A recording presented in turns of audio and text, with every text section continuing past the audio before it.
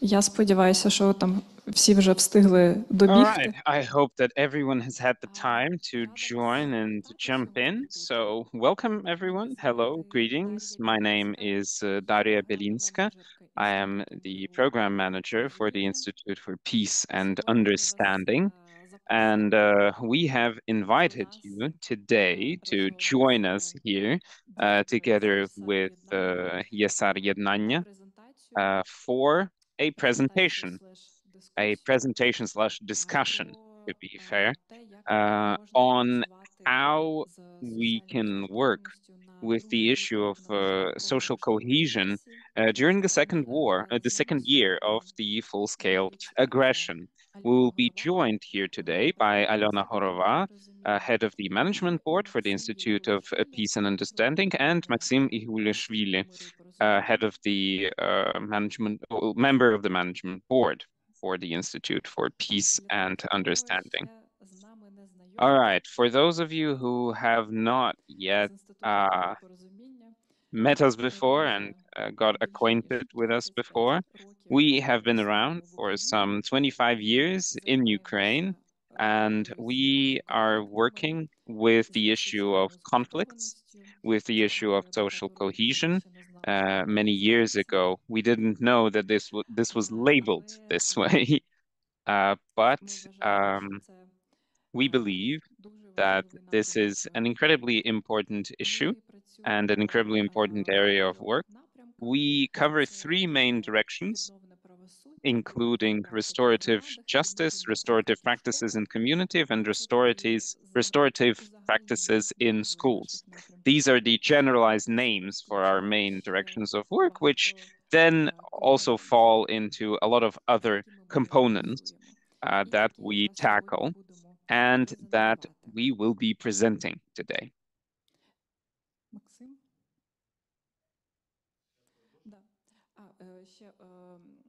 One more thing I want to mention, dear guests, you will have the opportunity to ask questions directed at the speaker. After each speaker's presentation, you will have 5 minutes for questions. For those of you who are joining us online, feel free to formulate your questions in the Zoom chat, and they will be passed on to by my colleagues here, and we will make sure to read them out. So please don't be shy and use the opportunity to ask questions. And now Maxim is speaking into a microphone that is switched off, so no interpretation will be available. There we go. Terribly sorry for that. All right, so I will try to present a vision and a representation of what we call an internal dashboard for ourselves. Working for a long time in the context of justice and restorative justice, not only through its legal lens, but also through a social optics, and having a long-term expertise. As I keep saying, unfortunately, that the Institute for Peace and Understanding, there are more and more questions now related to our naming. And I keep stressing that we are an organization that relates to peace building, but proper peace building. Between 2000 and the Russian aggression, we have been there because the topic of peace and understanding has been hacked a little bit. And for the broader populace, it has become a trigger when you mention these words. So we're aware of that. And if we're talking about this vision of justice and this vision of what relations and social interaction should look like, in my opinion, we have one of the perhaps biggest challenges that exist currently. And to be honest with you, as we were drafting this presentation, I was sincerely surprised because for a long time, having worked with this topic, we used to think that there's a huge issue of data. Where do you find data? How do you come up with data? Currently, the situation in the market and the situation with the presence of so many donor institutions, national institutions, business institutions has contributed to a completely different picture. Whereas before, you would encounter the issue of understanding the situation because you were limited in data and you had to run research. Now you have to run secondary research to bring all primary research to a common denominator. We have found ourselves that we're not visiting, a shop, but we are working in a hypermarket, a supermarket of data, where there's so much available that it's difficult to pick your appropriate product. And even, well, that's why we keep calling this the internal dashboard. And I will immediately announce that probably the presentation itself will not contain revolutionary, eye-opening revelations about the societal situation, but to put it together and to come up with several verified hypotheses, we've had to assess large volumes of data, a huge amount of national polls that are run regularly and taking into account social cohesion. We take them into account all. And, I specifically calculated the number of polls and analytical products that have been generated since 2022, since February 2022. And we're looking at over 400 studies. This does not cover all the data that I have operated. This is data that I have access to, but I am convinced that the overall volume of data is much larger, considering how these things are generated and brought to life. So currently, there's this stress of oversaturation and the lack of a navigation system for data, plus for correlations between data. In certain sections, part of social analysis agencies, they run dynamic studies, some run single point studies, and it's difficult to bring it all to a common denominator. So, if we speak of the vision of the space that we have to work in, sociologists and experts in demography have been talking since April and May in 2022 of, concerning how to run the numbers. Objectively, the Ukrainian sociology field was entering 2022 with limited capacities. We didn't run large-scale polls. We only had one census since 2000, the 2000s. But so we mention overall data, but when we start breaking it down by age, by gender, by ethnicity, actual numbers that relate to, say, linguistic capacity or belonging to certain religious groups, I'm afraid that the data there is not very well verified and not particularly reliable. One of the recent interviews, this was brought up. So our framework is pretty specific. Plus, as a result of the Russian Federation's invasion, we are still finding ourselves in a situation where the demographic situation is highly volatile, highly mobile. People are moving actively from time to time, all the time, and are mixing amongst themselves. Perhaps the pace is not the same as it was in the spring of 2022, but in terms of economic factors and social factors, opportunities, this movement is still taking place rather intensely. And so if we're talking about humanitarian organization dashboards, we are going to see a radically mixed cocktail where IDPs are moving, 5 million of them, and therefore their linkage and their ability, our ability to take their point of view into account is made more difficult. Plus, due to the internal displacement, the demographic makeup of communities is changing. When we're talking about smaller communities in Western Ukraine, up to 20 to 30% of their populations are new. And therefore, existing social practices and connections are changing as a result of this new group of people appearing. Plus, some 4 million people have benefited from temporary protection in Europe. Part of my sociology colleagues say that it's 6 million, adding adding a couple more millions of people who have lived abroad for longer time for economic reasons, and it's difficult for us to access their insights and their view of the situation. Plus, we're looking at something like 8 to 900,000 mobilized people, and it's very difficult again to poll them and to gain their insights. Plus, there's the right bank of the Kherson Oblast, there's Zaporizhia Oblast, there's the Crimea, there's Donetsk and Luhansk oblasts, where, for obvious reasons, we do not have access to people's viewpoints. So, in our discussions in total, we are looking at something like 25 to 30% of Ukrainian population whose opinion is inaccessible to us, their vision is inaccessible, and we cannot understand currently their demand for what Ukraine should look like and their and what Ukrainian politics should look like. So that's the reality. That's our cocktail at the moment. Now, speaking of what relates to some of the key impacts, some of the key defining factors in the discussion about social cohesion, we're going through a transit and peak point.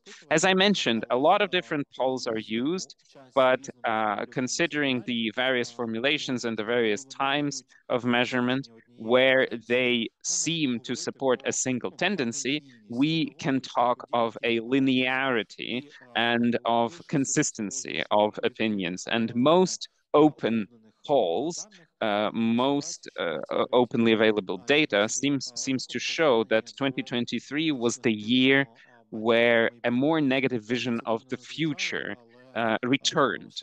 No matter how weirdly it sounds, the full-scale invasion, Bucha, Mariupol, all of these events back in 2022 seemed to generate the impression of this being very tragic, but overall, the situation in the country will be changing for the better. I think this chart that you're seeing right now demonstrates this jump very strongly.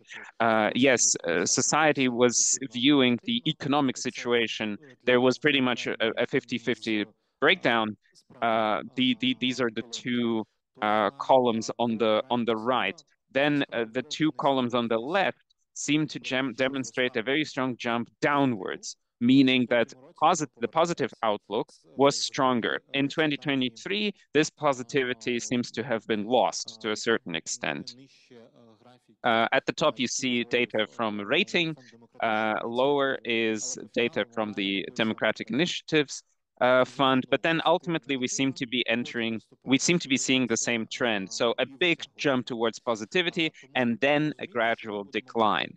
So we will be dealing with a society where this pessimistic mood is reinstalling itself, a pessimistic view of how the country is developing. So therefore, this contributes to a generation of fatigue. The generation of fatigue contributes to, say, this very recent poll, which was done around the issue of the social contract. Society mostly responds to stress with attack and aggression.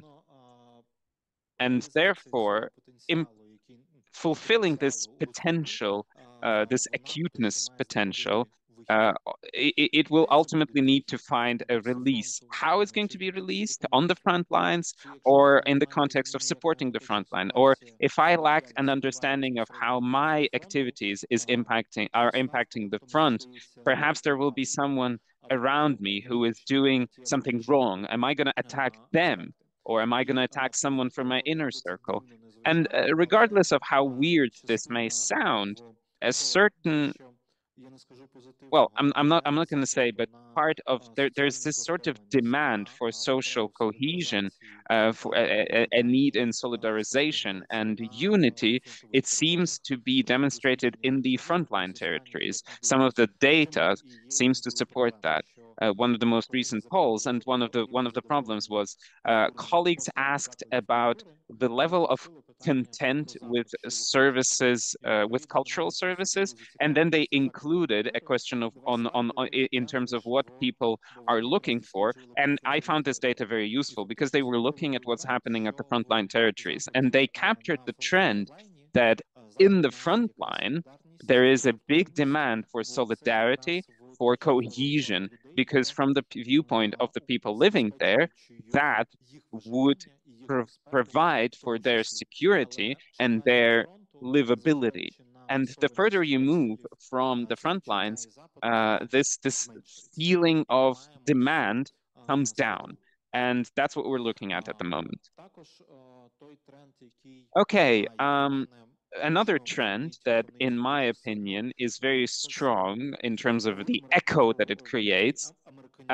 This is sort of an Americanism, this sort of coming together around the flag, this idea when radical mobilization takes place in the society as a result of a high level of threat. And therefore, I'm definitely putting this into parentheses, but we can also note the positive impact of what's been happening in society as a result of the full-scale invasion. We seem to have determined ourselves when it comes to answers to existential questions and existential conflicts that's used to exist inside the country. For example, you can see so this chart represents dynamics since 2013 in terms of European and Euro-Atlantic integration. So simplified attitudes towards the EU and NATO. For how long we had this moment of 50-50. This was a polarizing question for society and therefore a mobilizing question for political players. Currently, this is a consent. These are consensus issues for the Ukrainian society, and therefore it is a clear action point for the political agenda. Цього розколу. And instrumentalizing the rift is no longer possible. And then I've also included this data from rating. It continues the same trend, but you can see according to the latest data, we are in no position to say that there is either regional or opinion divide. This is now a consensus issue in all regions, in all social strata. So the potential for polarization around these issues is removed, even though for 15 years, this was a key tool for societal mobilization. Another aspect, and we can bring out a few of these issues. I specifically brought up the most acute ones in my subjective opinion. I've mentioned, I provide data here on attitudes to Stepan Bandera. It was a big marker issue always, something that gets mentioned outside of Ukraine for the Russian propaganda. This is a key trigger. But if we're looking at Ukrainians' attitude towards Stepan Bandera, from an obviously negative and then polar attitude, we're now moving towards an overwhelmingly positive view. And this is important when it comes to memory conflicts, to the treatment of Soviet heritage, the Soviet identity as something competing with a Ukrainian or a civil society identity. Over the last 2 years, we have essentially waved goodbye to these issues. They are now becoming marginalized and leaving the public discourse. This doesn't mean that they are buried forever. The situation might and will change, but thanks to these societies' response and its solidarization in response to the invasion, we have left these historical clinches that used to exist, and we're now in a position to talk about the society refocusing itself. And we can talk about how this is going to be, what this is going to be replaced with. Continuing this conversation, talking about the way the war is perceived, well, and this is a critical issue, but if we start considering one of the key guarantees, the basics for social cohesion, it's about trust. This is the kind of resource that fuels the process. And we are in a position to say that, first of all, the war and the engagement of various groups of people in supporting the war, as directly fighters in the AFU or people volunteering and supporting the AFU indirectly, has contributed to the fact that there is no change in prioritization in terms of trust, but we are for the first time leaving the trap where high levels of trust would be limited to your family environment. We used to be a nation where high trust would be exhibited to your immediate circle, to your family, not to your neighbors. I want to stress this. So a family-centric trust model. And then the further you go from the center, the lower the trust would be. Currently, horizontal connections seem to have provided resilience in the context of the war, and we're now seeing a trend for when forms of institutionalizing these interactions come up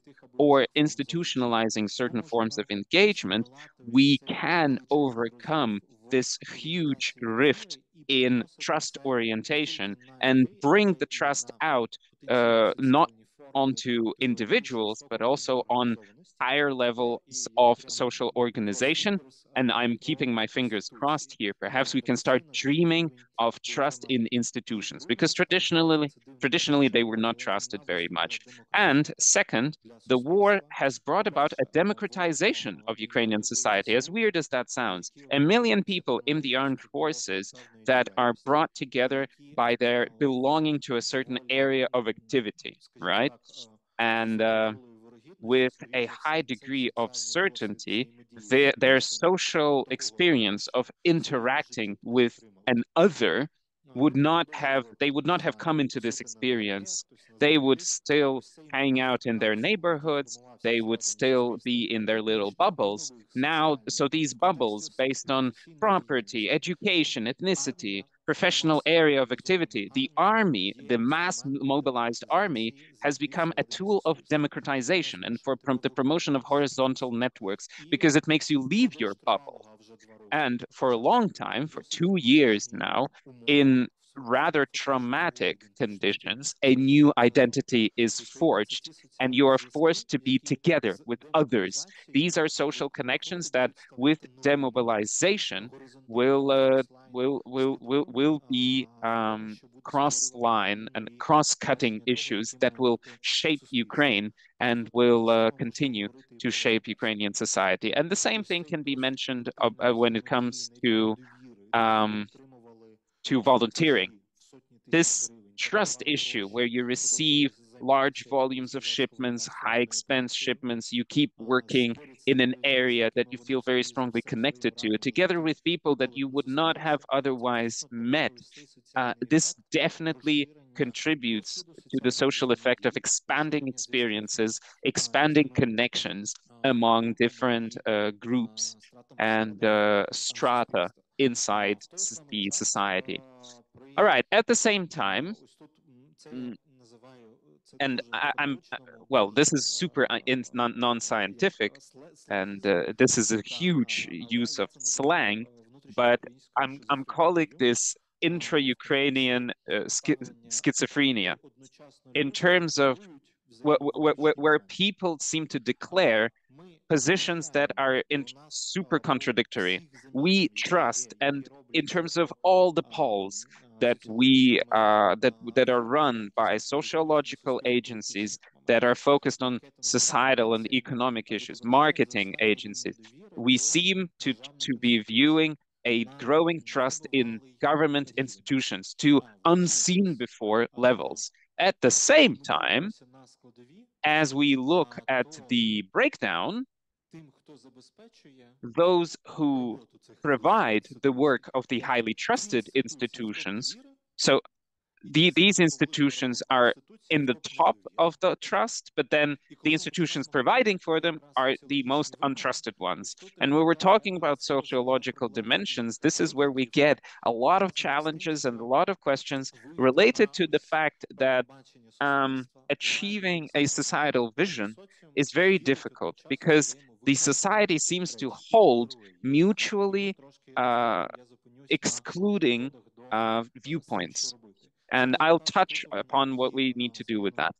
These are the results of the poll that we ran together with our colleagues from CISPEACE and from the fifth 5 o'clock in the morning coalition. We were trying to run a poll, a sociological dimension in terms of how justice is seen focusing on the judicial system, specifically on the court system. And then at the same time, we were trying to find out whether society sees any out-of-court solutions, any transitional justice methods. And we seem to have seen an interesting thing. We asked about the victims and what needs to be done to the victims. How can we support them? How can we provide for them? That was our question to our respondents. And when we asked about what you have lost personally, people were mentioning non-property issues, not health, but their psycho-emotional welfare. When we started asking what is the biggest negative issue related to the aggression, people keep bringing up people killed, people injured, damaged property. When we start juxtaposing the vision of who are the victims in this situation and the level of compensation, then in certain categories we see consensus, but in certain categories we see people saying that these groups are not the victims, for example, veterans, but they must still receive social support. And they are at the top, therefore. People who have lost property and their dwelling are seen as victims in fewer cases than those who have to receive compensation from the viewpoint of the Ukrainian society. And so we're finding ourselves in this weird situation where people seem to be declaring mutually exclusive ideas. And this is made even more difficult when we start testing what would be the legitimate ways of providing support. Who should we support? Who should we provide resources to?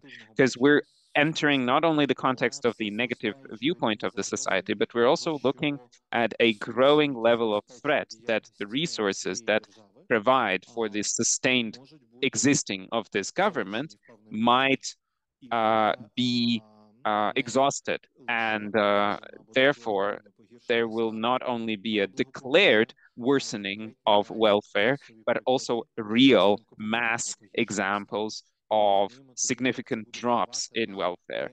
And obviously, this will impact the conversation on the just distribution of scarce resources. So this is becoming a very important tool for both societal stabilization, when there's an understanding that this is just, or it's destabilization. Plus, we only asked Ukrainians, and I can bring up this practice, this very powerful practice of the operation of the Ukrainian Veterans Fund, who are using a very important approach. Their target audience is veterans. It's veterans' opinion that they're interested in, but they're also gauging the opinion of the broader society. They're trying to juxtapose these two things, finding consensuses and divergences, so as to be able to develop more sustainable policy. So on all of these tracks, we need to be finding this sort of consensus and this sort of agreed approach. If we dwell on other aspects, I unfortunately have not viewed presentations for polls that relate to general public opinions where someone would not have brought up the issue of polarization and radicalization. In the same polls that we ran and the same waves that we run and support, it's very often that the issue of justice and the just distribution of resources and the appropriateness of certain actions end up as very obviously polarizing issues. So the top bullet, for example, this is from December. I spoke of the most recent poll that had to do with cultural activity, right? And it's important to mention here that in the first wave that we did, for example, the key responsibility, the top things that people think need to be punished in the occupied territories. Back then, people said that they believe it's the organization of elections and referenda, because the poll was run after just about a month after this wave of referenda, and the media were mentioning this actively. I believe, this is my assumption only, this is just about media impact. People would now say that the most punishable thing is how to distribute money to support the war effort. My colleagues will be speaking of the narrative aspect. When certain action is taken, it's currently very difficult to forecast whether this is a response to the question or this is just the media background being played out, imposing itself on the media, on societal discourse in general. Now, passports, out of court judgments, the list of issues is huge. In the latest wave that we ran on justice, we identified 5 to 6 issues that seem to be polarizing. Not just, well, and you can see the figures here, 54 to 43, 50 to 44, 46 to 51. You're not seeing an 80 to 20 distribution. We are finding ourselves in a situation where half of the society is demanding one thing, and the other half is demanding literally 100 degrees the other thing. And this relates to 1,000 different issues. Something that we've also seen, and this is incredibly important, is it relates to polls, and this is another trend for diminishing your level of income. This is very characteristic for Ukrainians, both during the war and before the war. And I think this is a very good example of combining different types of expertise.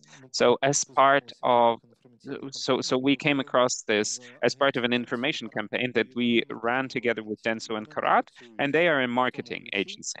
They don't work in the same way that we do, with the same topics, but at the same time, they operate completely different tools and approaches. Дуже потужне. And for us, this brought a lot of added value, being able to juxtapose the declared responses with practical action.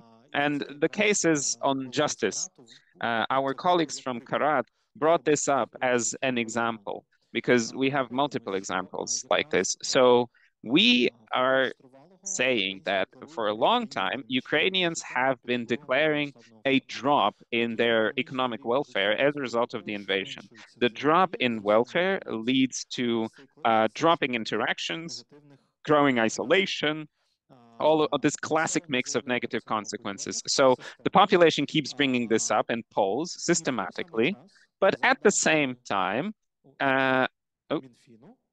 according to data from the Ministry of Finance, we are seeing that the large-scale invasion,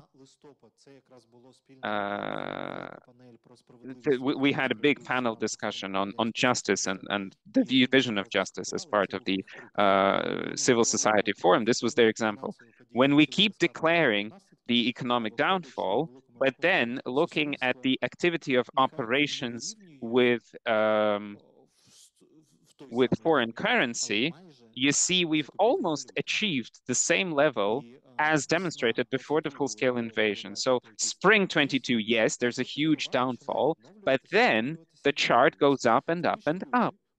So essentially, people for 2 years have been saying that their quality of life has gone down, but at the same time, they still have resources, even with all the restrictions that were introduced for buying currency, they are still replenishing their currency reserves. So it's an interesting thing. Perhaps you need reality checks sometimes. That's our idea. That's why we're putting together these dashboards. We're not only asking for people's impression and what they declare, but we also try to check this against supporting data. Yeah, I think I'm not going to be particularly original with my recommendations, but with the amount of data that we have now, and considering that 25, 27% of the population is inaccessible physically, we seriously need to come up with combined options. People's people's let's look at what a person living in Ireland but still linked to Ukraine doing, how their actions are they in any way representative? Because the information campaign that we're going to run will be focused a lot on activity on social media.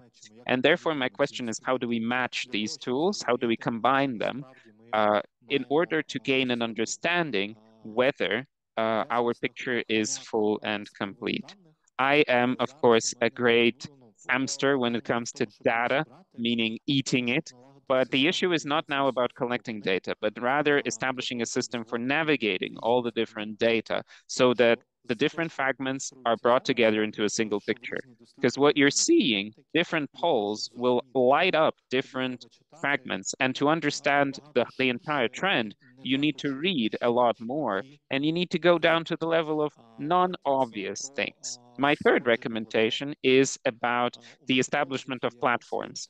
Marketing experts have their tools, their databases, and their system of polls. We have several large sociology agencies that have their institutional memory. We have several academic institutions who continue, despite various issues related to government institutions, they are still experts in their issues. We have field activity where we can enter certain areas and check what the hell is happening there.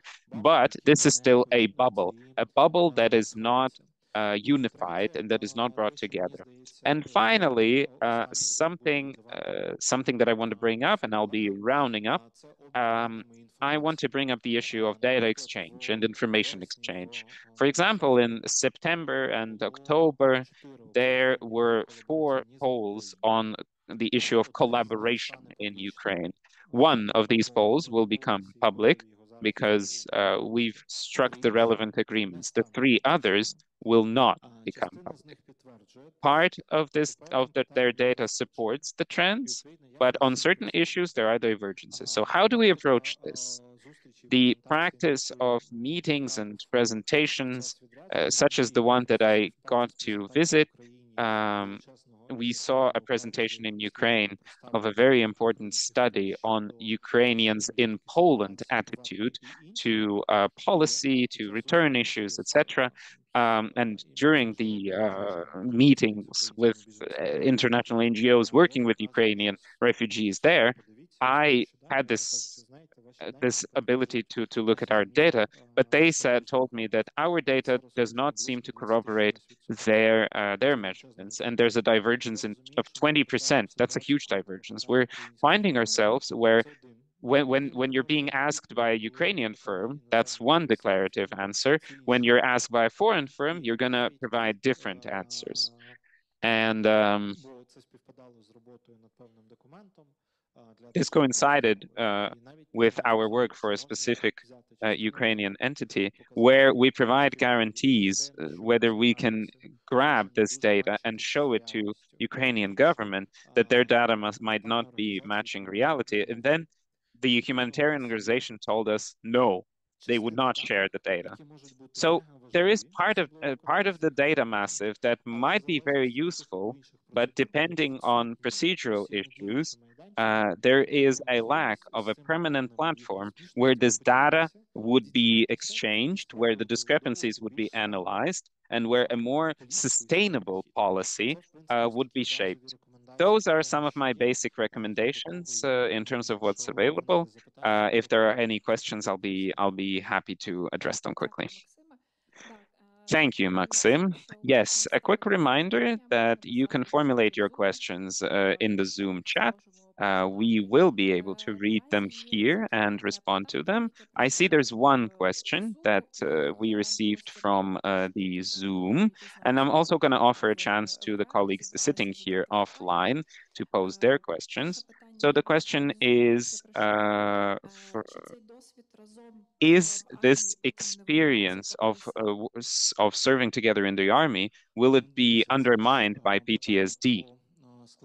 Oh, well, this relates to one of the elements. I would redirect this question perhaps to our experts in psychology who specialize on PTSD.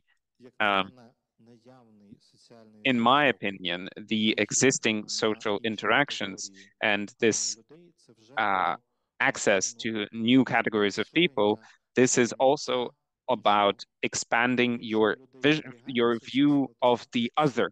And where people preserve this, that's great. Where, well, the only thing we can mention in the context of the army, there's this encapsulation, right? Inside the army as well. Silos exist there too. So the question is, how will reintegration take place into peaceful civilian life?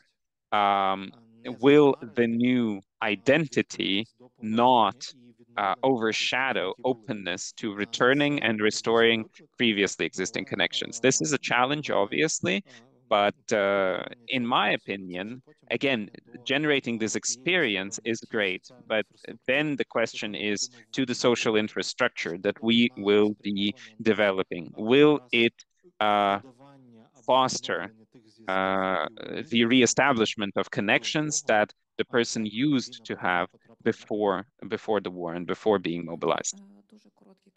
If you don't mind, I have a brief comment to add on that. This is something that military personnel mention. This is about the duration of the social capital that you develop during your service in the military. The question is formulated in this way. So society expects that we, meaning military personnel, will be integrated, will integrate ourselves. And we are trained for reintegration into society. But is society preparing itself? Is it getting the training necessary to support the reintegration of the military? So it's a two-way street. To what extent will society be prepared to use the experience gained by military personnel in the line of service? Thank you so much, Alona. Any questions from the audience here, colleagues? So I understand that Max has really swept everyone off their feet with data. Microphones, please.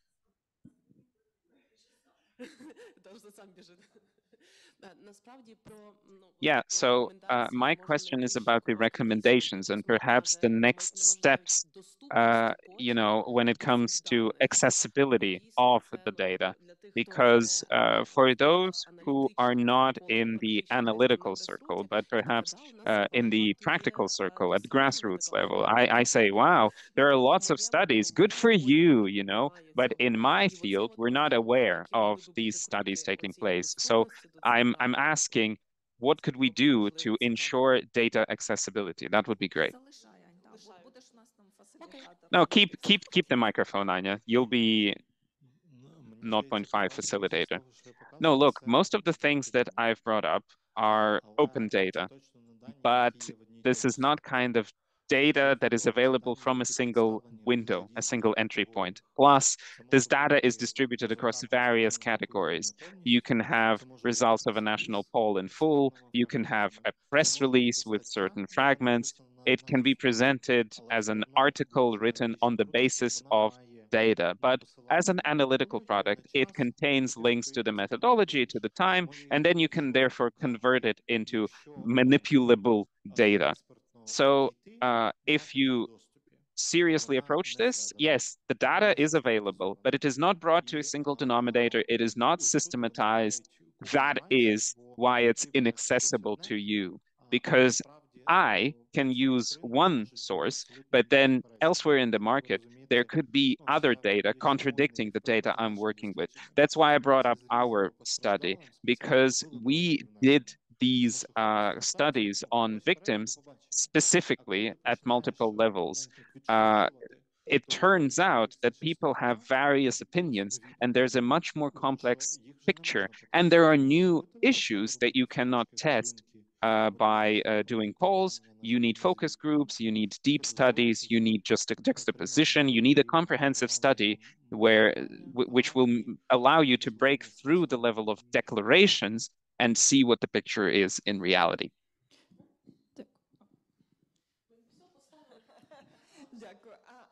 Thank you so much. Okay, this is what I'm gonna do. Whoever holds the microphone goes ahead and speaks, right?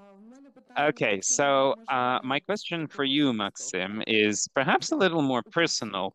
So, in conclusion, which of the data impressed you the most or was the most unexpected for you as an expert, such as what you mentioned about the 50-50 on out-of-court punishments? Okay, here's what I can say. The key demand that will exist. I mean, so far we've had data that seem to ride the wave of the positive mood. But now with negativity growing when it comes to society's responses to attacks, the situations that have to do with growing rifts inside the society, with the economic situation having more stability with the recent decision by the EU. How will this macroeconomic support be utilized? I think that part of the a large part of data that is to shock us is still ahead of us, is still in the future. When it comes to these out of court decisions that you've brought up, punishments brought without court rulings, we have been studying this issue dynamically. This data is about polarization, but back in 2022, it was not so polarizing. So speaking about things that I was impressed and surprised by, several times I called sociologists. This data was not brought up here. You know, I made several calls to sociologists and said, you have to check this. This can't be real. This just can't be the case. With all due respect, this doesn't seem right. At the end of 2022, we asked people, how do they assess the effectiveness of courts and the law enforcement system in terms of war crimes. How would you guess? What was the percentage when it comes to trusting the law enforcement system and the court system at the end of 2022? 60%. Well, that was my guess because these processes used to be very public at the time and they were present in public discourse. I did you think it would be lower? Well, I mean, I know, you know, I've been around for 20 years now, and levels of trust in courts have been historically very low. And when we run these measurements, when we measure people who have experience of courts, their level of trust is usually higher than those who have not interacted with the system before, who are just making these opinions based on, you know, the public discourse without having been in touch. But 60% is incredible. It's the same level of trust almost as in the commander-in-chief of the armed forces, who's a superstar. So the media aspect, this openness, played a great role. And in our communication with the Supreme Court, with the Court of Justices, we told them that this is a window of opportunity. You could use this momentum to spread trust into the court system in general. But now I've shown you the most recent data, and it seems to have come round back to the normal indicators. So now I would not have picked up the phone and asked, what the hell? This is purely predictable, and this is in line with the general dynamics. Okay, Oksana, final two questions from Zoom. I'm terribly sorry. We're short on time. Two more questions from Zoom, and we'll be moving on. The first question is obviously addressed to Maxim. What three main drivers for social cohesion for post-war Ukraine would you identify? Yeah, in your opinion, three drivers of social cohesion. I think this experience of social interaction and contact with people you previously didn't know, and this readiness to trust a stranger as a social experience, not a hypothesis, but an actual lived experience. This might not be a driver, but certainly one of the foundations. A second thing I would nominate, if we talk of social cohesion, I think the second issue would be about the way globalization has manifested itself in Ukraine. You have global access to technology and to the global world, but then at the same time, through our adaptation with Starlinks and generators, even in the most remote mountain village, you can guarantee in Ukraine a, decent level of living and access to technology. So again, this level of connectedness, the country is being leveled in that sense. We might see a balanced deurbanization with more comfortable conditions offered by rural areas. And the third thing I would nominate is if we are able to use this opportunity, this is about societal attention and how we are going to deliver our narrative and who's going to join its telling. I have colleagues from Chernobyl Tour who used to organize tours into the Chernobyl area. They worked very well with the change of narrative around Chernobyl, where A, this is not a tragedy, this is about heroism that saved the world, and B, this is a story of, yes, us being dumped, but a very limited number of people saved the world, and they are heroes. And this is what the world could have been, not just in Pripyat, but all over the place. So how they involved people who lived, worked, or saved people in the aftermath of the Chernobyl disaster, they got them involved in the tour with foreign visitors. So they brought this person in and said, this is a living hero. Someone could have contributed to saving the world. And this was a moment of really vital heroics that can be brought up, that can be discussed, and can be used for shaping a positive image. So this vitality can be used as a very strong narrative tool. The final question now for Max. You've been a superstar today. Okay, so we'll be trying to leave some space at the end also for questions that we have not addressed here. Or perhaps Maxim will respond in writing as a true sociology expert. So the final question, which I believe is very interesting, we need to raise it here. Also, leading up to the next conversation, what is your forecast for change in public opinion among the people who have left Ukraine and among the people who have stayed? To what extent will the rift between these two groups, considering their different experiences, grow in terms of developing negative stereotypes and so on? This is happening already. And you don't even need to leave Ukraine to be developing a rift. My experience of interacting, for example, in the context of Bucha, those who stayed in Bucha for a year, for the month or a month and a half, and those who saved themselves and saved their families and then came back. There's a rift between these groups already. It's visible because what people were exposed to was different. And it's incredibly difficult for them to find consensus now. Experience could have been very different as well, depending on which district you find yourself in, how you left the city. The stories are very different. And the readiness to provide empathy on both sides, it could be a limiting factor. It is a limiting factor already. I'm not even mentioning people who have left the country where their experience of social interaction is not daily. Okay, we'll be moving on. Congratulations, Maxim. You're free.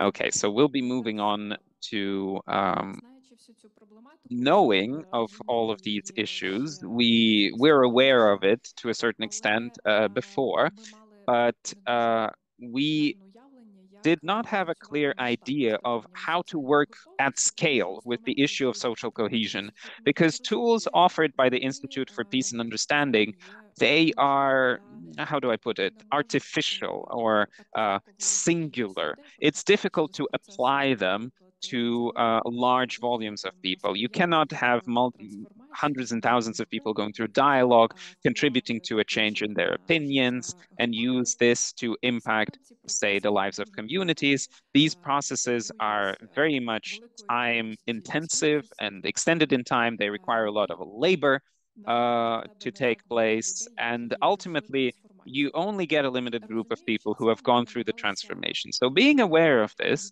we try to come up with solutions. How can you work with social cohesion at scale? And there's nothing to be reinvented here. So the solutions are there, but we did not have the bravery before to implement these approaches comprehensively. So we decided to consider information campaign as a tool for our work.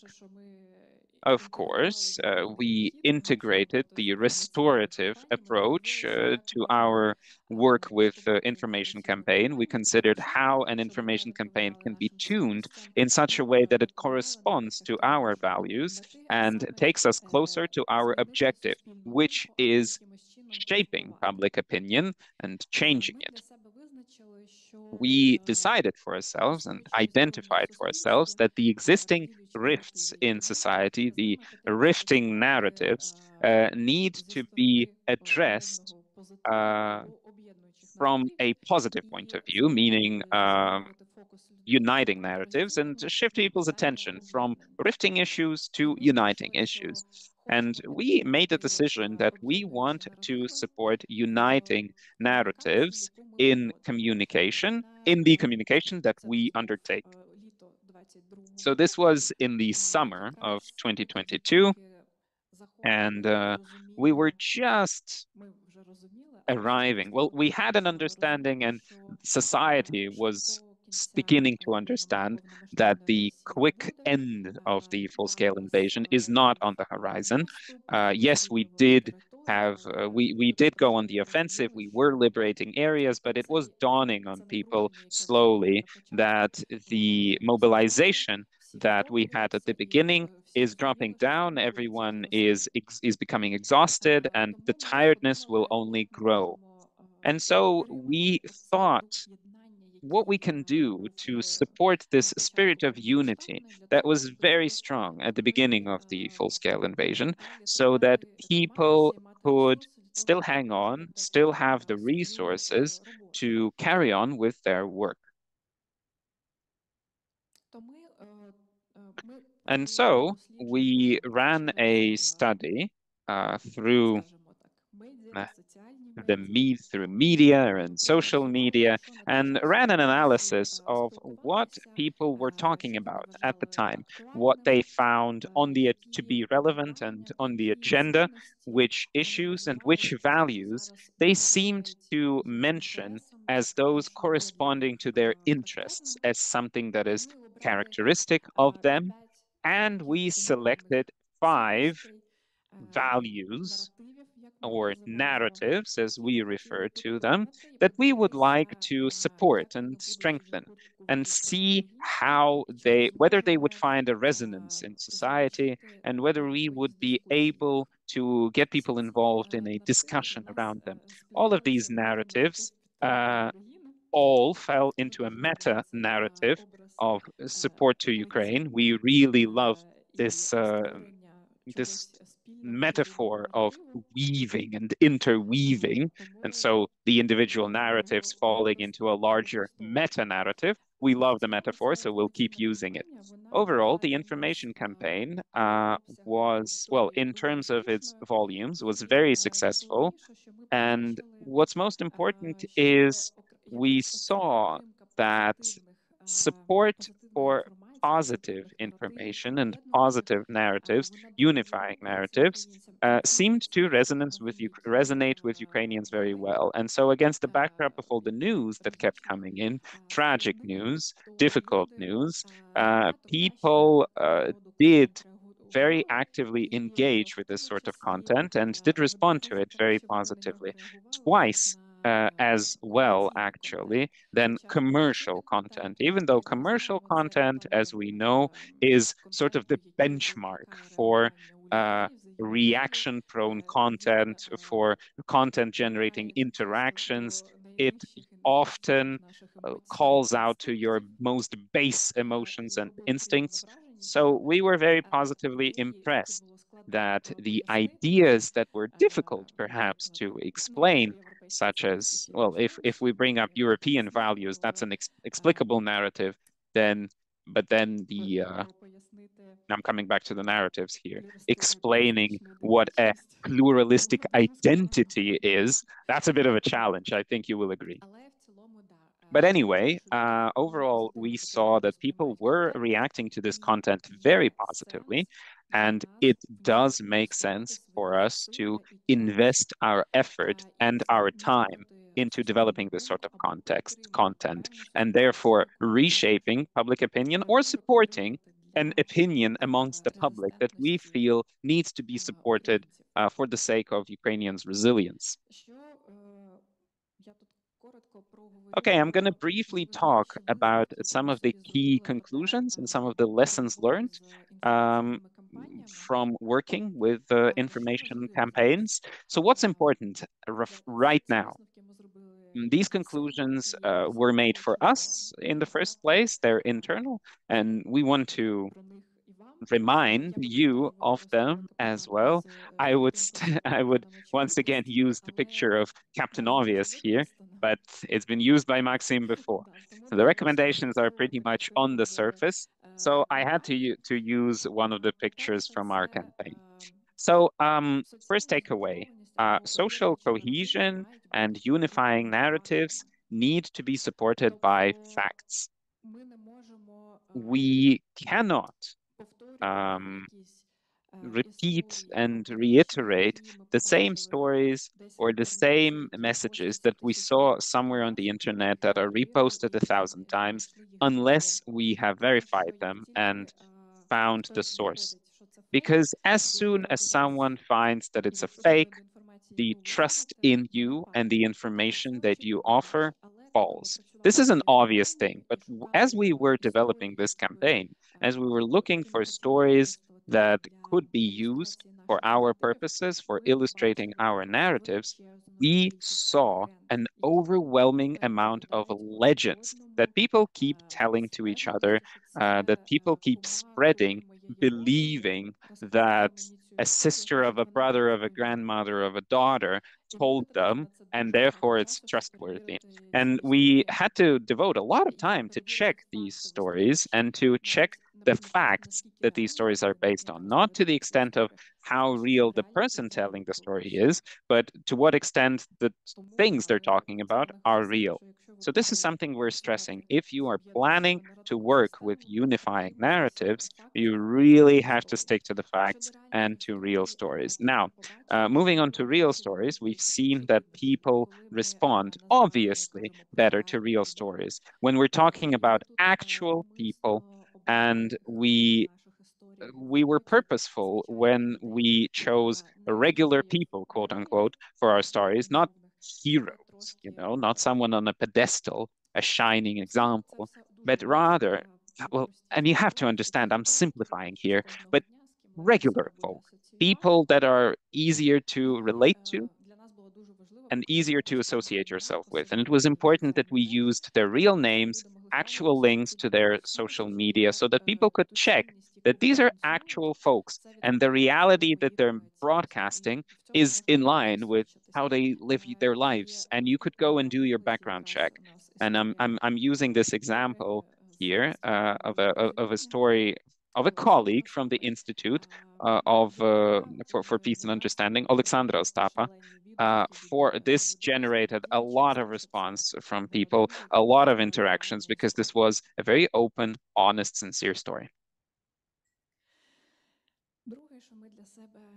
The second thing that we discovered for ourselves, I think this is not going to be news for marketing experts and communications colleagues, but I'm rather reaching out to us as NGOs here or experts who are not necessarily involved with communication. We often think that what we are doing on our Facebook page is sufficient to make waves in society. When we have funding in our projects, we might splash out on like a billboard in a street somewhere. But the reality is that only a comprehensive approach it works. If we want to tackle a difficult issue, we need to formulate an objective for ourselves to have an entire team that will address this issue, that will carry it on for extended periods of time, not just ad hoc, which is often the case for NGOs. Something that we want to mention is conflict sensitivity. This is a very beloved phrase for us, and it's a core principle that the Institute for Peace and Understanding uses. So when you are working with rifting, dividing narratives, and you need to be aware of the issue of polarization that Max brought up. It is incredibly difficult to avoid your communication being a trigger for someone. Yeah, that's the word, trigger. And trigger them not in a way that you expected and envisioned. No matter how well you work to avoid this, these triggering moments will still probably occur. You need to have crisis communications in place, prepared to respond to negative reactions. But we turned this around to support in favor of our idea. We had a whole discussion in the comment section between obvious bots and actual people who were discussing the senses that we included in our visuals. So this was a conclusion for our objective of fostering a discussion in society about these complex, difficult issues. This sort of reaction is okay. As an organization, yes, we need to be prepared to communicate, to properly illuminate our position, but overall, these discussions and communication are good things because, once again, a space is established in society where people can talk. We're happy because we're dialogue facilitators. That's what we do.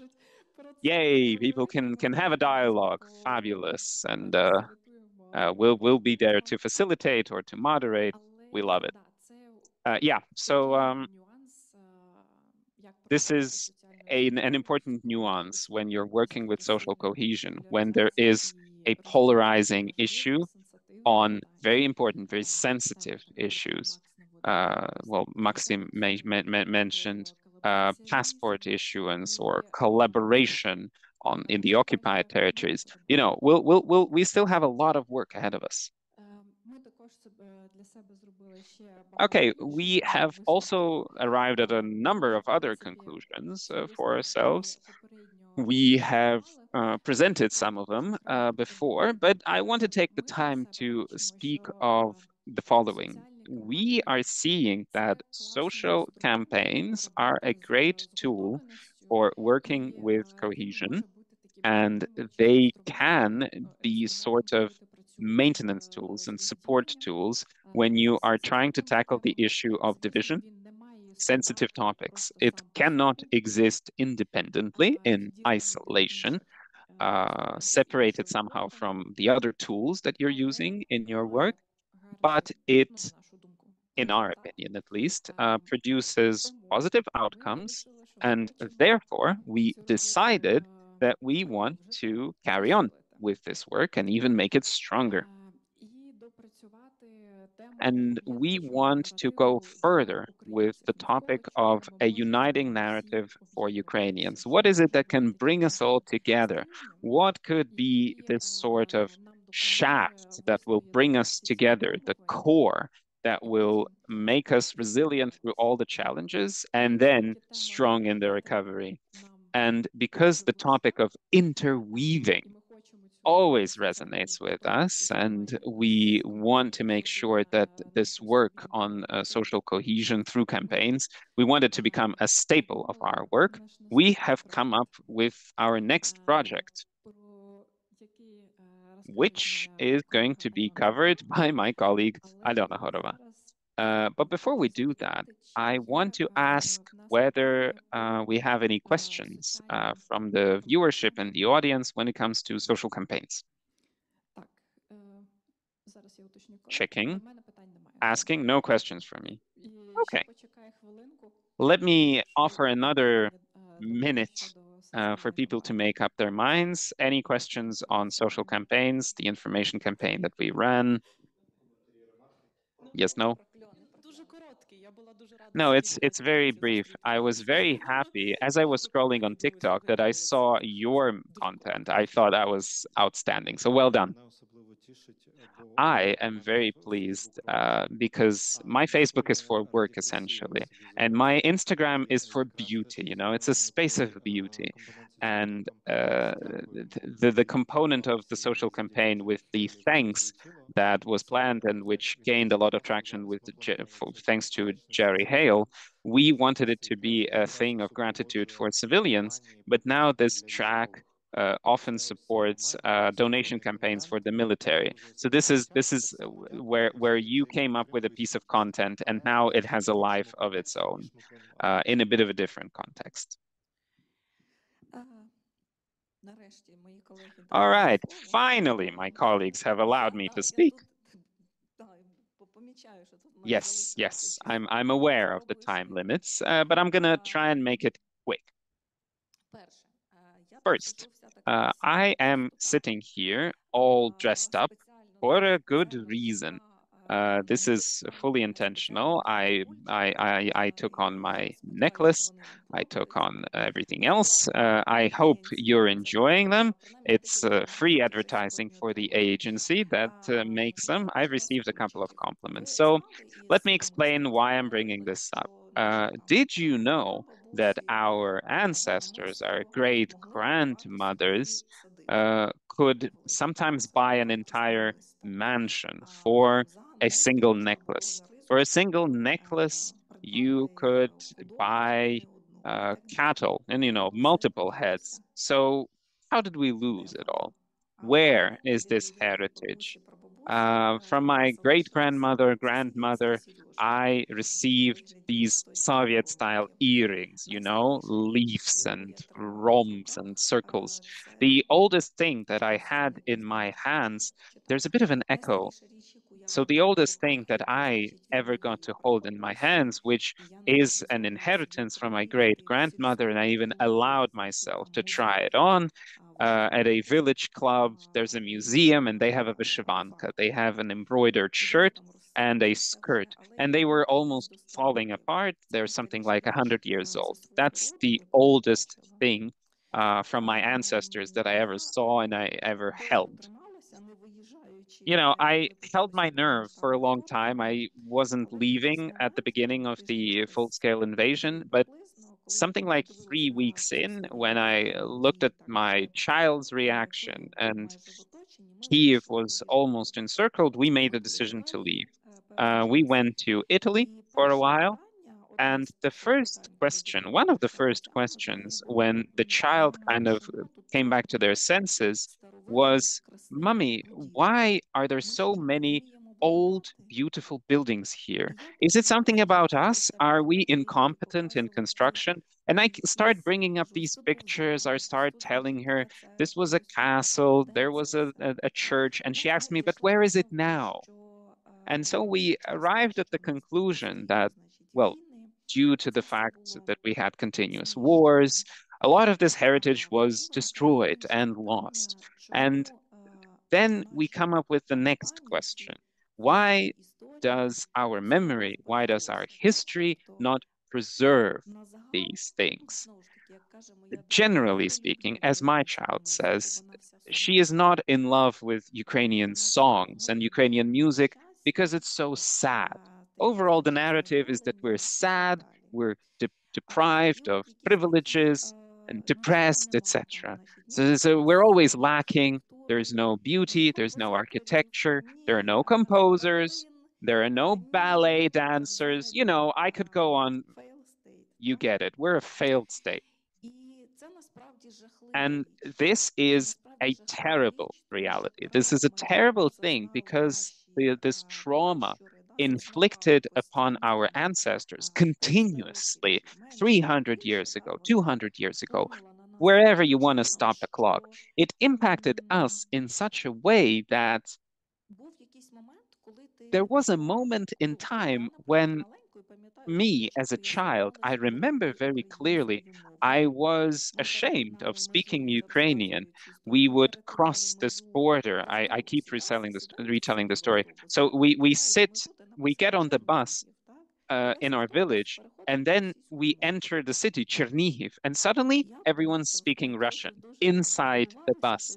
Me, as a 5-year-old, I was very sensitive to this stuff. I noticed this. So this sort of shame, this sort of differentiation, this lack of memory, and this lack of a narrative of a successful nation makes us not just weakly weak in terms of cohesion, it makes us scattered.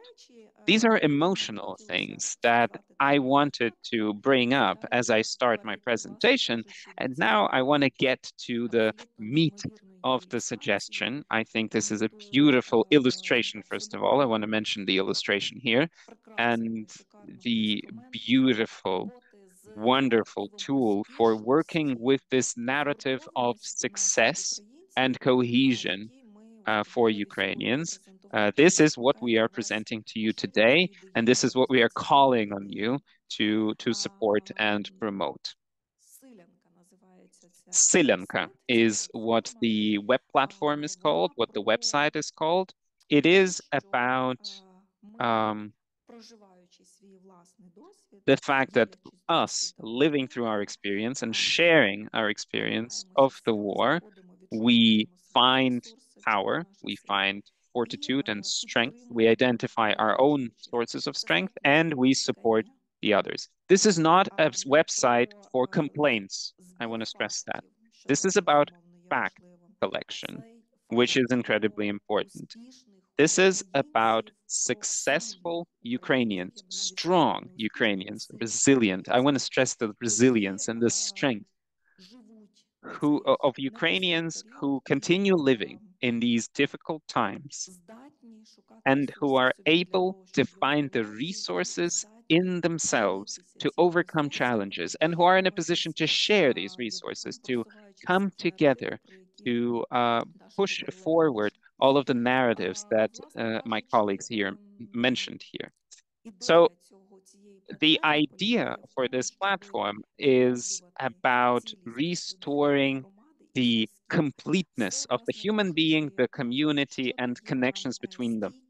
Those things that offer resilience, that offer strength, and that help us as a society to live through this story and become stronger. The objective for the project is to ensure a right to truth. And I don't mean the collection of facts. I mean a collection of real stories and actual stories of how people, if you don't mind my saying so, overlived and overcame. So us as though those who made it, that is what this is about. This platform offers a space for seeing, meeting, talking about your personal stories to be able to regenerate resources. And it's also an opportunity for joining the resources of multiple people and to do good deeds together in support of each other. So at the heart of this platform is the restorative approach. Why do I call it restorative? Well, that's the idea. That's at the heart of our organization. That's what was its basis in the early 2000s. 2001, I'm supported here. Before that, we were just an informal groups, anarchists. Anyway, so speaking about the restorative approach, this is an opportunity. Perhaps the simplest way to explain the difference between the restorative approach and something else is if you refer to official justice, traditional justice, and restorative justice. Well, you're not allowed to say restorative justice because this is forbidden. Our understanding of justice is clearly shaped by Ukrainian legislation. So when we're talking about justice in the traditional sense, what is the orientation? We are looking at the past, we work out the facts, we focus on the perpetrator, on the person responsible. There we're checking what article was breached and what punishment is in order, needs to be applied to the perpetrator. Now, in opposition to this, restorative justice is turned towards the future. It's about what do we do for this not to happen again, and what do we do to restore what was wronged as a result of the wrongdoing. So the restorative approach is focused on the person who became the victim or the community that incurred a loss, and as opposed to punishment, we focus our attention on restoration. Of course, one cannot exist without the other, so the traditional justice system must be in place, but it is insufficient for society to recover and for us to start feeling this connection between generations, the heritage that supposedly cannot be lost, but it has been stolen and it's in the Tretyakov gallery now. Anyway, so this is possible. There's one more slide that I want to dwell on for a little longer. This is explaining the name. Why is the website called Селянка? So Селянка is usually a set of minuscule things that are beaded onto like a rope or a string, and it's a section of a necklace. We really wanted to use the word necklace, and we had this design with the individual beads, but the necklace has been taken. All domain names have been used. A couple of other Ukrainian alternatives were considered, and so we ended up using Селянка. Also for the reason that if you consider the highlighted letters highlighted in blue, they form the word sila in Ukrainian, which is strength, suggesting that when we bring multiple small things together, bead them, weave them in together, this is about strength. This is about something that can be handed over as an inheritance, something that can be exchanged, etc., something that is a source of wellness and richness. That's why I'm wearing my necklace today, and that's why it took so long to craft the look for today's event. Right, so how does this work? We have several approaches, two approaches.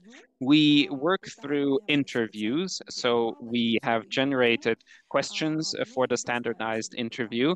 They are different from the types of questions that are usually brought up by journalists, because this is, to a certain extent, a therapeutical experience. It is important that the person we are talking to, so that they feel supported, so that they receive support, so that they experience the experience, if you don't mind my saying so, so that they find the resource within themselves. So all the interviewers involved kept mentioning that in the course of interviews, people would often cry, but at the end of the interview, they thanked, saying that they felt relieved. When you share your story, the story becomes experience. Experience is then actionable as a strength. And part of our stories come from open sources, but to the same extent, we are describing them in such a way that people don't feel compelled to cry, but feel that this is a source of strength, that this is a source of resources, and this is something giving the inspiration to live on. This is a story about people who made it, people who overcame. Right, so the navigation has been made convenient. I'll just click through the slides. You can browse the stories by topic. So each topic is sort of a string in itself. So you have a string about animals, a string about vyshyvankas, a string about food, a string about music, and so on.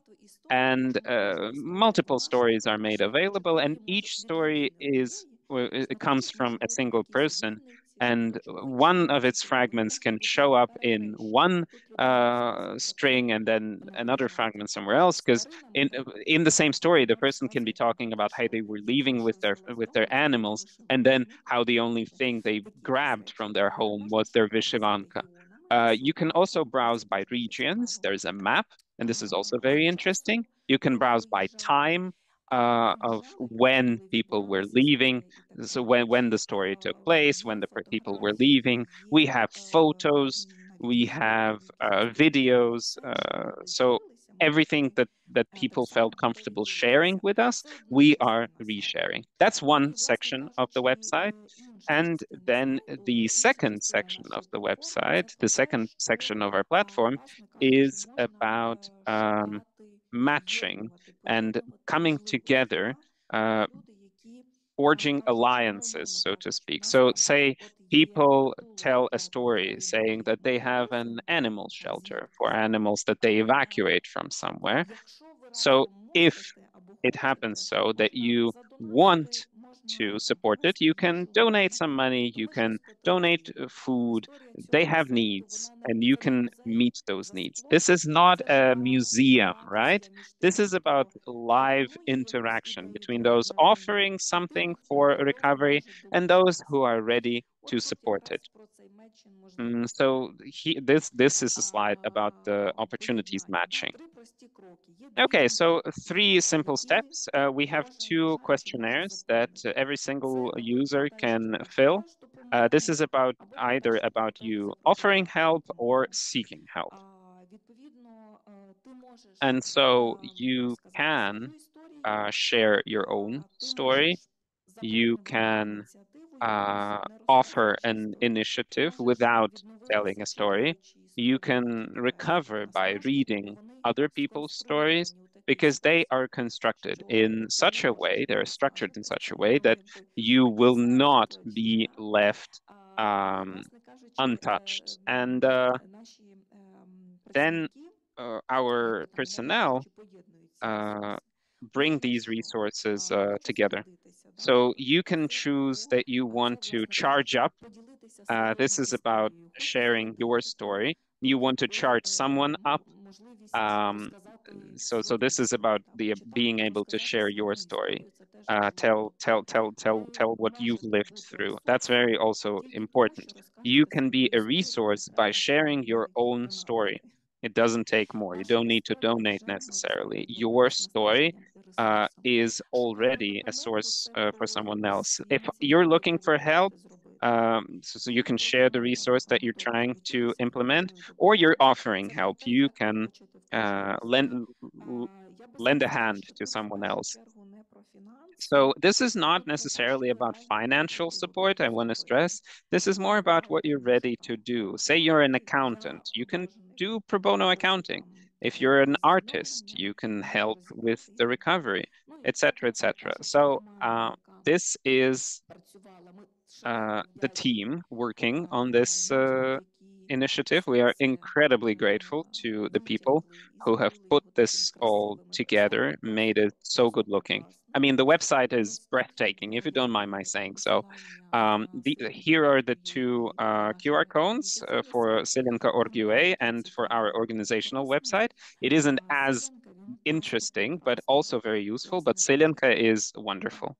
That's it from me for now. Okay, I'll be drawing the line here. Yes, thank you so much. I want to remind us all that we can ask questions and have a discussion. Go ahead. Feel free also to formulate your questions and comments via the Zoom chat. People in the audience can pose a question. You can also suggest your own initiatives, and feel free for them to be published on the platform. Yeah, we need to offer like a present to the most active participant today. No, I wanted to briefly share a bit of feedback on Selinka. Selinka is specifically a bead type of necklace. I know there's a wonderful artisan in Kryvyi Rih who is very good at this idea of beading and weaving It's a very strong idea. And the director of a choir that I'm involved with, Uliana Gorbachevska, a wonderful singer, told us that when they traveled around villages and were able to catch grandmothers who would share songs, and those were people with memories of the pre-Soviet period, it essentially gave them an ability to catch this authentic Ukrainian singing that was then replaced with what the Soviets were doing. So this heritage is there. It was recorded, it was caught, and we have an opportunity to restore it and bring it back to life. So it's great that you're contributing to that as well. Thank you so much.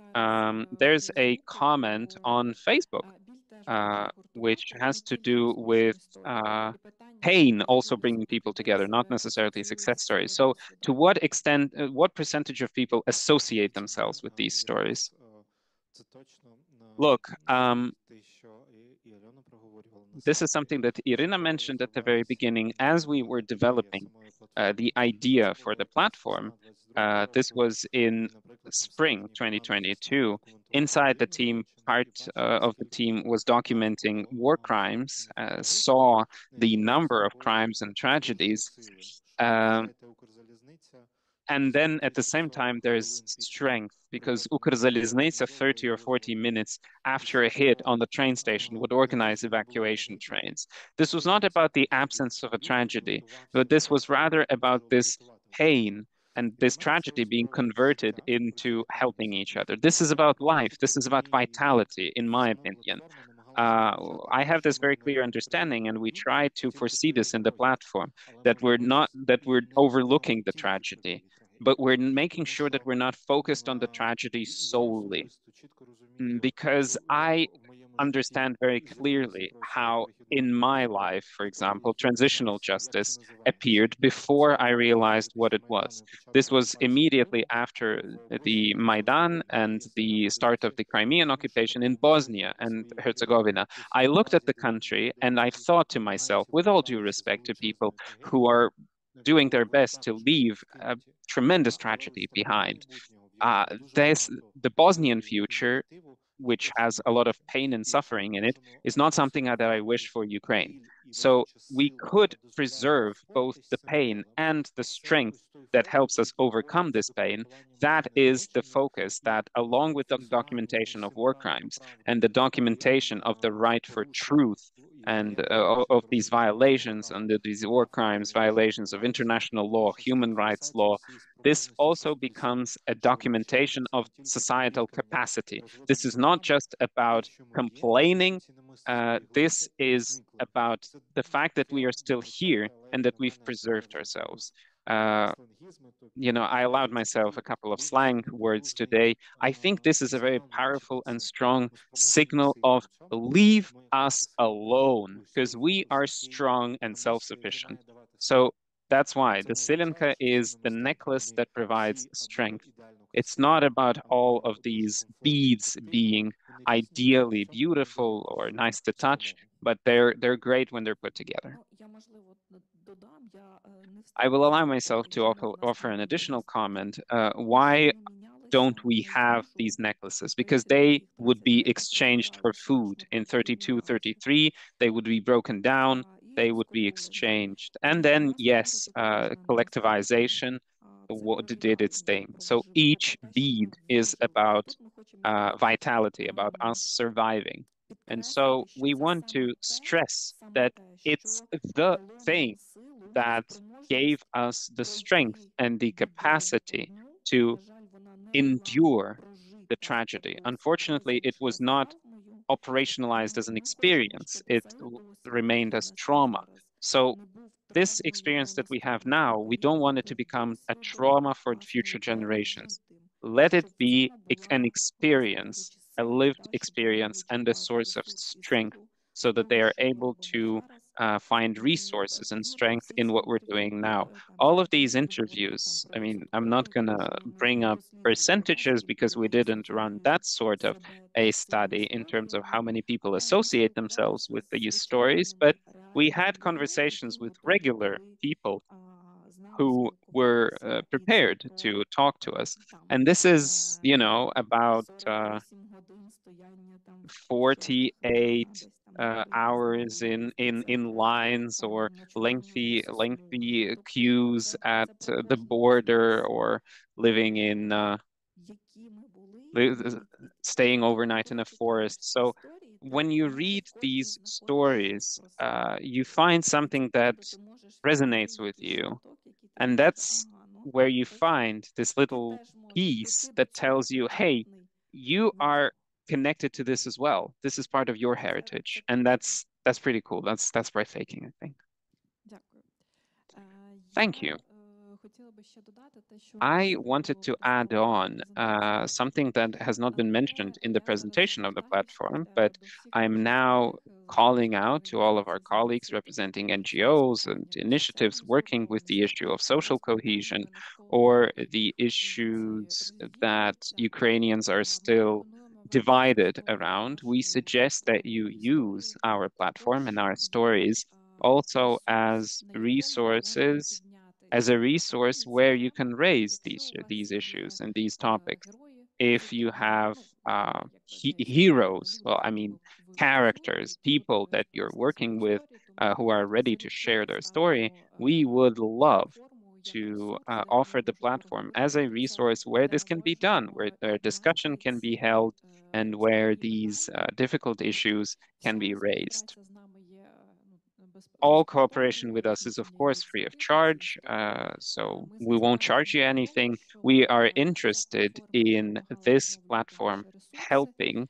to, і again, recover теми, our які нам resources. були And the сприяли topics that тому, were щоб raised ми, there як helped українці, могли us as об'єднатися. Ukrainians, I mean, Тому to ми come together. запрошуємо That's всіх the intention. учасників. So Ви абсолютно вільно можете до please нас join звернутися in. Feel free to reach out для to пошуку us. зворотнього зв'язку. We Всі have feedback forms також on the можна website. писати You can also reach Facebook out to us на on ім'я Facebook, Info Іміпліна Info. з своїми там пропозиціями, So feel free to ми reach раді out вас with questions підтримуємо, and дослухаємо suggestions. вас, We тому що ми support не this тільки sort of communication, тут not для just того, щоб ви нас because, читали, well, we're not here just to be і read.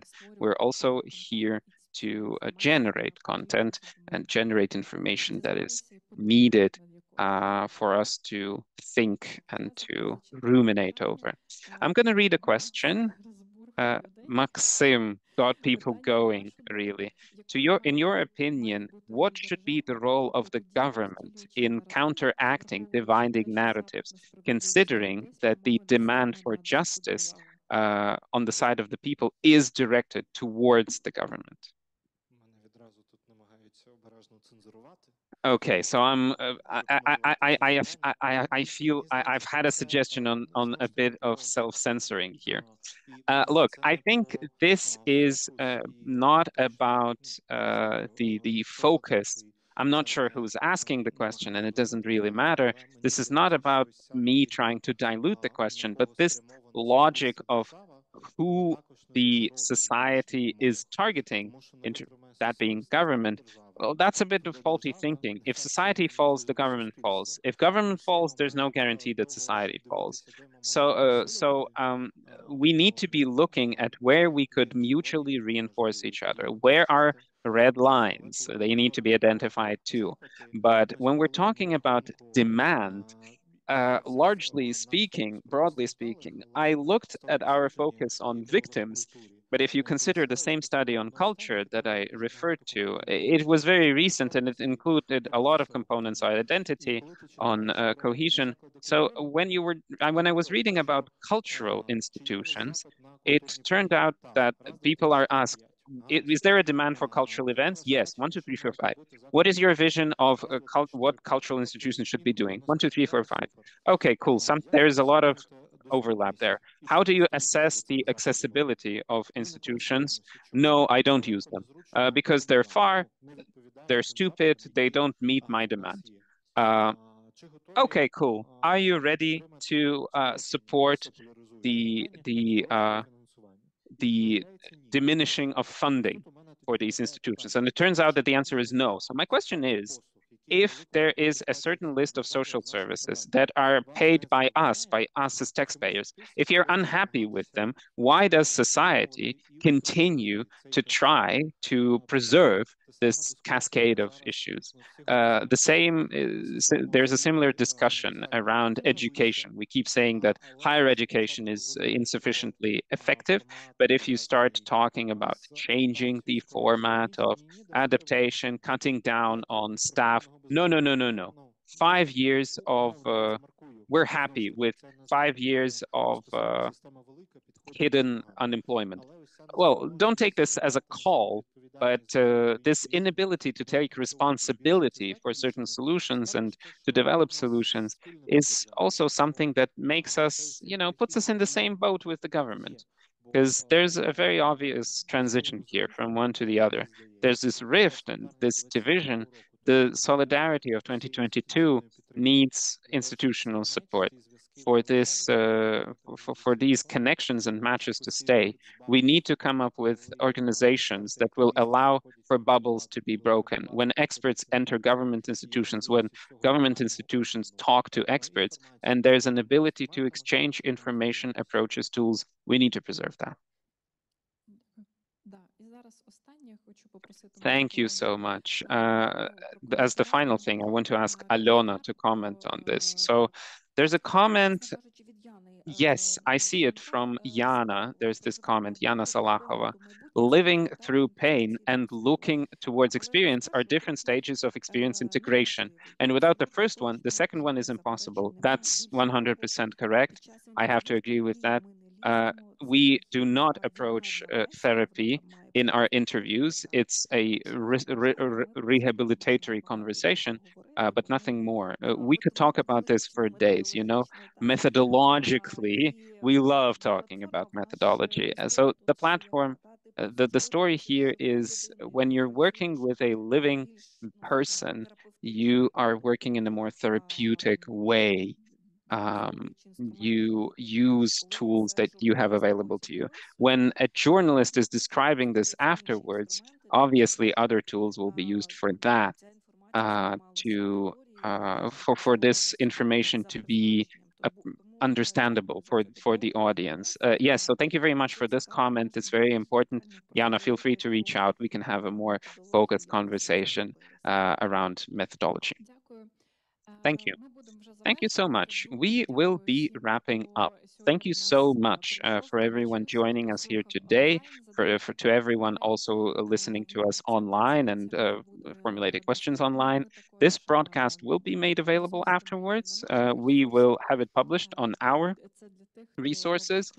This is for those who might have wanted but could not make it to the event. I know a couple of very important events are taking place in Kyiv at the same time, and some of our partners had to divide and conquer. All right, so thank you so much. Enjoy the rest of your day. Looking forward to seeing you on our platform. Make use of it. Have a great rest of the day. Bye-bye.